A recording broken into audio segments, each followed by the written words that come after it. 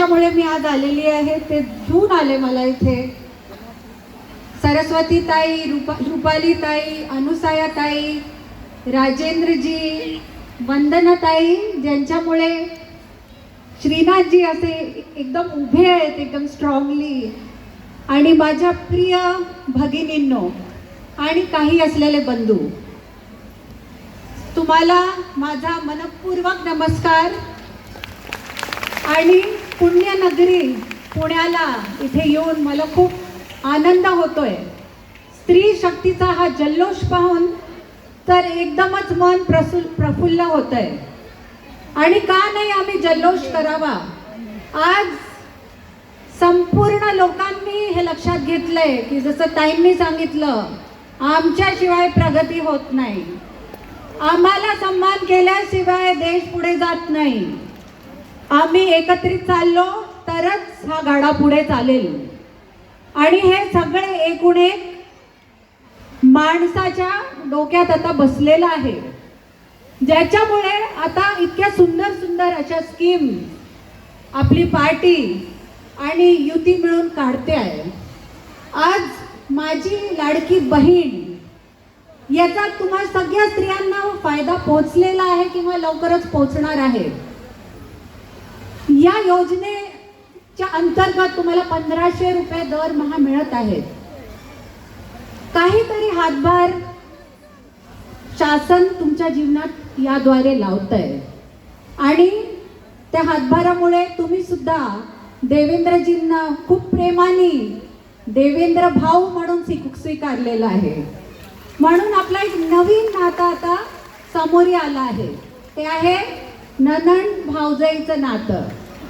आणि फक्त माझंच नाही, आता श्रीनाथजींना पहा, ते एक स्तोत्र होते ज्याद्वारे तुम्हाला हे पैसे मिळू शकले. त्यांनी इन्शॉर केलं की तुम्ही ते फॉर्म्स भराल, नीट भराल आणि ते पैसे तुमच्या खात्यांमध्ये येतील. त्यामुळे वंदनाताईंबरोबर पण तुमचे हेच नाते चालू झाले आहेत. तर मला वाटतं आपण खूप साऱ्या नणंद जावा अशा एकत्र आलेलो आहोत. आणि खूप काही हितगुज आपल्याला एकत्र साधता येईल, खूप काही बोलता येईल. आणि या बोलण्याच्या, या हितगुजाच्या मंथनानेच आपण अजून पुढे जाऊ. आज काही गोष्टी आपल्या सुखद झालेल्या आहेत, खूप काही गोष्टी आहेत ज्या सुखद झालेल्या नाहीत. यापुढे आपण सर्वांनी आणायच्या आहेत सर्वांच्या. मला वाटतं की पुरातन कालापासून भारतात, वेदांमध्ये पण आपण पाहिलं तर स्त्रिया प्रत्येक क्षेत्रात वाढून चढून पुढे आलेल्या आहेत. आणि आता सुद्धा तेच होत आहे, पण आपले नंबर्स कमी आहेत. जेव्हा टॉप एक्झिक्युटिव्ह आपण पाहतो तर 90% माणसं असतात, 10% स्त्रिया. आज खूप डिफरन्स आहे. आणि त्यामुळे या ज्या स्कीम्स आहेत, या ज्या योजना आहेत, त्या आपल्याला आपल्यापर्यंत पण ठेवणं जरुरी नाही आहे, ठेवायला नको. आपल्या ज्या आसपासच्या स्त्रिया आहेत त्यांना पण ह्या योजना सांगणं जरुरी आहे. इतकी छान अजून एक योजना आहे, मुख्यमंत्री अन्नपूर्णा योजना, ज्यात आपल्याला स्वच्छ इंधन मिळू शकतं, आपलं आरोग्य सुधारू शकतं. आणि यात आपल्याला 3 गॅस सिलेंडर्स वर्षाचे फ्री मिळत आहेत. ते आपण घेत आहात का? आणि घेत असला तर आपल्या बाजूची स्त्री जी त्यासाठी पात्र आहे ती घेते का? ज्या ST मध्ये ट्रॅव्हल करतात स्त्रिया, त्या स्त्रिया 50% त्याच्यात जी मुभा मिळते ती घेतात का? माझी कन्या भाग्यश्री योजना असो, सुकन्या समृद्धी योजना असो, विधवा पेन्शन योजना असो, अशा कित्येक योजना आहेत ज्यात कोणची ना कोणती स्त्री पात्र ठरू शकते. पण यासाठी आपल्याला गरज आहे की आपण या सगळ्या योजना माहीत करून घेण्याची. आणि माहीत स्वतः तर तुम्हाला करायलाच पाहिजे, पण मदत आपलेच लोक आपल्याला करतील.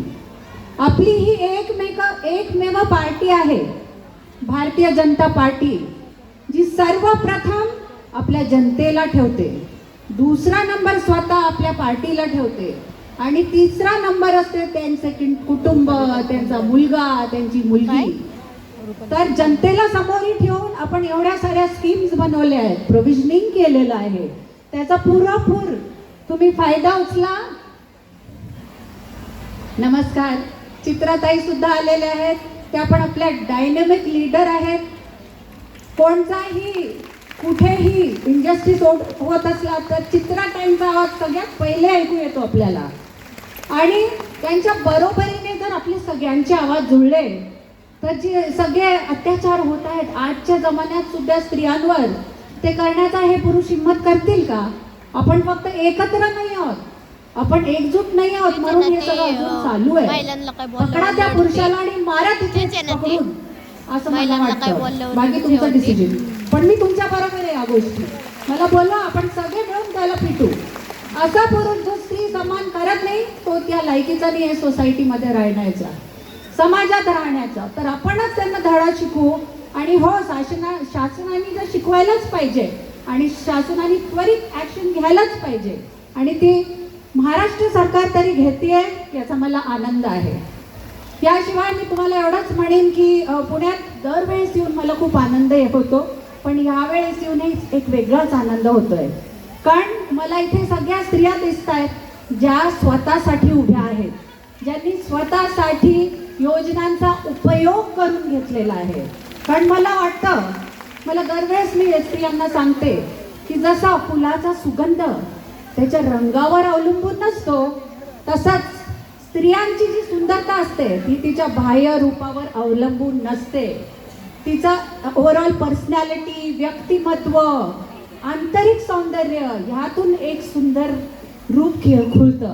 ते असते स्त्रीचं खरं रूप, आणि ते तुमच्या सगळ्यांमध्ये आहे. याचा मला आनंद आहे, आणि तुमच्यामधलीच मी एक आहे याचा मला आनंद आहे. चला एकत्र मिळून महाराष्ट्र घडवूया. धन्यवाद. जय हिंद, जय भारत, जय महाराष्ट्र. जोरदार टाळ्यांच्या आवाजामध्ये आपण ताईंचं अभिनंदन करूया. अतिशय मोलाचं असं मार्गदर्शन या ठिकाणी केलं. आणि याच दरम्यान